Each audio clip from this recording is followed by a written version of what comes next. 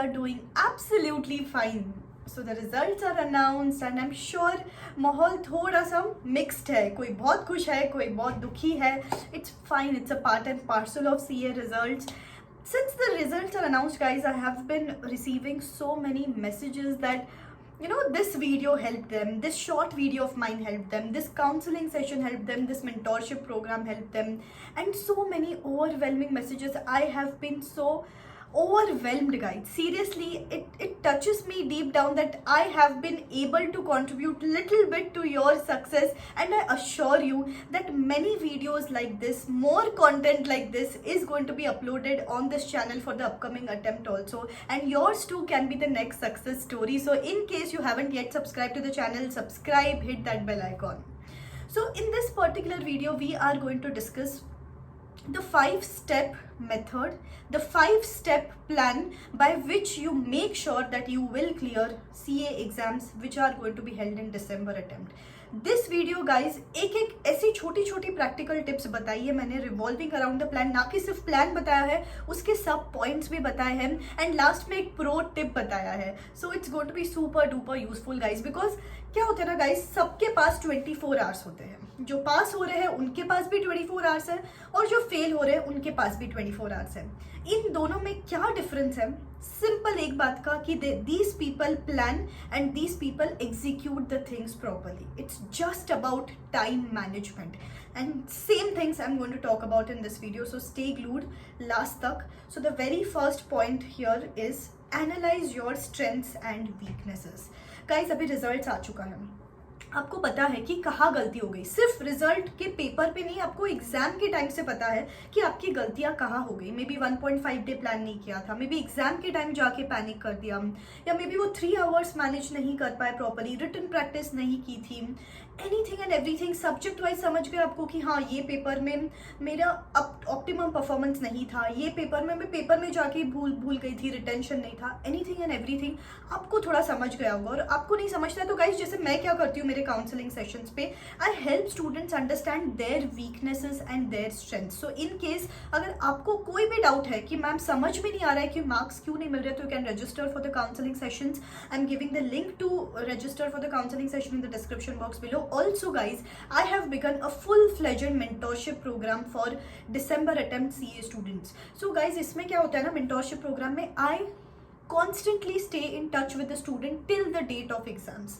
Constant follow-ups होते हैं मेरे साइड से, डे वाइज प्लान दिया जाता है, बीच में ऐसे ऐसे एक्टिविटीज़ देती हूँ मैं स्टूडेंट्स को जिनसे वो मोटिवेटेड रहे, कंसिस्टेंट रहे, ऑन ट्रैक रहे.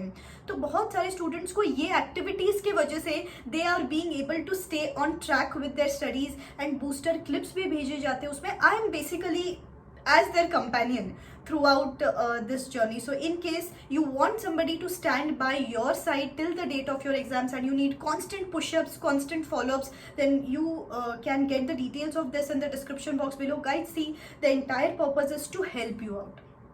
मेरा एंटायर मोटो यही है कि तो मेरे वीडियोस के मीडियम से या मेरे काउंसलिंग या मेंटोरशिप के वीडियो से I want you guys to be just the next one to clear these exams. So yes, analyse your strengths and weakness and then move accordingly. Second thing है regarding the study plan. Guys study plan बनाते time सबसे major गलती जो students करते हैं वो है कि दूसरों के हिसाब से फ्रेंड्स क्या कर रहे हैं, उसने कैसा प्लान बनाया, उसने 2 ग्रुप ले लिया, उसने ये एग्जामिशन एम कर लिया, उन लोगों के हिसाब से नहीं. Guys you have to plan as per your calibre. You have to be very realistic when it comes to planning your studies. Emotional होके कोई प्लानिंग नहीं करनी है. ये बहुत इंपॉर्टेंट टिप है गाइस, ये ध्यान से दिमाग में रखो. मेरा कैलिबर क्या है, मैं होशियार हूँ लेकिन मुझे टाइम लगता है पढ़ाई करने के लिए, तो एक ही ग्रुप ऑप्ट करना है. मैं होशियार हूँ और मैं फास्ट भी हूँ तो मैं 2 ग्रुप्स ऑप्ट कर सकता हूँ. कैसे करेंगे दोनों groups opt, single group opt मैं अभी बताने वाली हूँ, लेकिन उसके पहले आपको you have to be sure of this fact about the caliber and we have to be realistic while setting up our study plans. भी इसको कैसे डिवाइड करेंगे? अगर आप सिंगल ग्रुप दे रहे हो guys, if you are giving single group and we are left with approximately 80 days now, 80 days को कैसे डिवाइड करेंगे? द फर्स्ट रीडिंग को डिवाइड करो 40 डेज. अब ये 80 डेज का स्प्लिट बताती हूँ मैं आपको. First reading should be of 40 days, like that is 10 days पर subject. Second reading should be of 1 week per subject, that is 28 days, and last reading should be of 3 days पर subject, that is 12 days. सो ऐसे करके अपने 80 days हो जाते हैं. अभी ये 80 डेज को कैसे स्प्लिट करेंगे? जैसे आई ऑलवेज सजेस्ट कि let us divide 1 theory and 1 practical on a regular basis. एक थ्योरी और एक प्रैक्टिकल करते ना तो दिमाग थोड़ा सा बैलेंस्ड रहता है, नहीं तो थोड़ा सा ऑफ या टॉस पे ही चला जाता है, right? So I think let's maintain this momentum. एक एक्टिव है, एक पैसिव है. थियोरी इज पैसिव कि रीड करना है, रीड करना है, रीड करना है, and practical is actually active जिसमें आप सम सॉल्व कर रहे हो, जिसमें आप कॉन्सेप्ट बेस्ड पढ़ रहे हो. तो एक एक्टिव और पैसिव का ना कॉम्बिनेशन रखेंगे. तो अभी इसमें कैसे डिवाइड करेंगे? Just to give you a gist, 16 सितंबर से लेकर 5 अक्टूबर तक आप कर सकते हो let's say SFM and law. Next 20 days में जैसे कि 6 अक्टूबर से लेकर 25 अक्टूबर आप कर सकते हो एफआर एंड ऑडिट. ऐसे करके अपना एक रीडिंग आराम से हो जाएगा यहाँ तक 20 डेज 10 डेज के हिसाब से. Nextly we will be giving like approximately 7 days पर सब्जेक्ट. एक हफ्ता देंगे which comes down to around, आप समझ सकते हो कि 22 और 23 ऑफ नवंबर, 7 डेज पर सब्जेक्ट, जिसमें आपको रिविजन्स तो करना ही है, उसके साथ पेपर सॉल्विंग करना है, आरटीपीस करने हैं एंड प्लान करना है 1.5 days before exams. And last reading में we are going to give 3 days पर subject. This is regarding a single group. अभी हर रीडिंग का क्या इंपॉर्टेंस है ना गाइस, मैं वो भी बताने वाली हूँ. जस्ट एक ग्रुप, जो दोनों ग्रुप्स ऑप्ट कर रहे हैं उनको एक प्लान बता देती हूँ. जैसे if you are giving both the groups, I would say don't rush for number of readings. आप दोनों ग्रुप दे रहे हो मतलब इसका मतलब है कि आपकी एक रीडिंग तो मिनिमम हो चुकी है अभी तक, दिस इज फॉर श्योर. तो आपको 2 रीडिंग्स करनी है लेकिन अच्छे से करनी है. तो ये 80 डेज को कैसे स्प्लिट करोगे आप? एक हफ्ता पर सब्जेक्ट अगर उसके हिसाब से चलो, और इलेक्टिव पेपर जो है उसको अगर रेगुलर बेसिस पे करते हो आप. सो आई थिंक 50 डेज लग जाएंगे फर्स्ट रीडिंग के लिए. नेक्स्ट रीडिंग में approximately we are going to give 3 days पर सब्जेक्ट, 3.5 डेज पर सब्जेक्ट. ऐसे करके we are going to divide. जैसे मैंने वहाँ पे 20 डेज दिए थे 2 सब्जेक्ट के लिए, यहाँ पे आप 2 वीक्स दे सकते हो 2 सब्जेक्ट के लिए. जैसे 14 डेज में एसएफएम एंड लॉ, 14 डेज में ऑडिट एंड एफआर, फिर 14 डेज में आईडीटी एंड कॉस्टिंग. ऐसे आप डिवाइड कर सकते हो, ठीक है? तो basically this should be the combination. Nextly, how many number of hours you should study? If you are giving both the groups, I highly recommend go for 12 to 14 hours at least, because time दिख रहा है ज़्यादा, लेकिन इस time में आएगा Navratri festival, इस time में आएगा दिवाली, बहुत सारी चीज़ें आने वाली है. तो जितना अभी लेवल अप करोगे उतना आपके लिए अच्छा रहेगा. इन सिंगल ग्रुप दे रहे हो तो 10 hours, but stay consistent with those 10 hours. Next point, the third point here is कि how to effectively manage 24 hours of our day. First thing मैं बोलूँगी, efficient रहने के लिए ना study in chunks. चंक में पढ़ाई करो. जैसे 3 घंटा पढ़ाई करो, फिर भले ही 2 घंटे का ब्रेक ले लो, चलेगा. वापस 3 आवर्स की पढ़ाई करो, वापस 1.5 आवर का ब्रेक ले लो. So study in chunk and then take breaks also in chunk. Break में भी ये नहीं करना है कि सोशल मीडिया देख लिया, ये कर लिया, वो कर लिया. I think it would be beneficial कि आप मैक्सिमम टाइम्स यूटिलाइज करो कुछ प्रोडक्टिव चीज़ों में. Study in chunks. Second thing is रोज रात को 1 से 1.5 घंटे का स्लॉट रखना चाहिए आपको रिविजन्स के लिए, कि यार मैम दिन भर जो किया है उसको मैंने रिवाइज किया है प्रॉपरली. एंड नहीं तो अपन आगे चले जाते हैं एंड देन भूलते जाते हैं कि पीछे क्या चल रहा है. सो इट्स वेरी इंपॉर्टेंट कि अपन रिवाइज करते रहे ऑन अ रेगुलर बेसिस, ठीक है?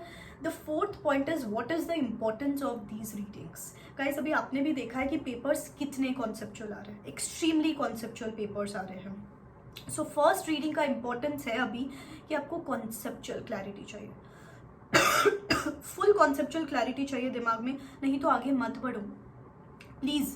प्रॉपर डाउट सॉल्विंग करवा के ले लो, प्रॉपर कॉन्सेप्ट क्लियर करवा के ले लो, एक्सट्रीमली इंपॉर्टेंट. और अगर आपको डाउट सॉल्विंग करवाना है, क्विकली ब्रशअप करने हैं कॉन्सेप्ट्स को, तो आप लोग के लिए CA final group 1 and group 2 students के लिए आज से ही एक फास्ट ट्रैक बैच बिगिन हो रही है, अभ्यास बैच, जिसमें टॉप एजुकेटर्स ये बैच कंडक्ट करेंगे. गाइज जस्ट इमेजिन कि एक नॉमिनल से प्राइस में आपका पूरा पोर्शन रिवाइज हो जा रहा है, कॉन्सेप्ट ब्रशअप हो रहे हैं. एंड उसमें भी guys the important thing is एक ही सब्सक्रिप्शन के कॉस्ट में आपको मल्टीपल बेनिफिट्स मिल रहे हैं, कि आपको फास्ट ट्रैक बैच भी उसमें मिल रहा है, टेस्ट सीरीज भी उसमें ही मिल रहा है, 1 डे बिफोर मैराथन भी मिल जाएगा, सब कुछ without paying even a Penney extra. So guys it's important अगर आपको ब्रशअप करना है चीज़ों को तो. एंड उसमें भी अगर आपको एडिशनल 10% डिस्काउंट चाहिए तो you can use this code RCH10, जिससे डिस्काउंट तो मिलेगा ही मिलेगा और एक क्विक सरप्राइज मिलेगा मेरे साइड से. सो या the importance of first reading is कि आपको कॉन्सेप्ट बेस्ड क्लियर चाहिए.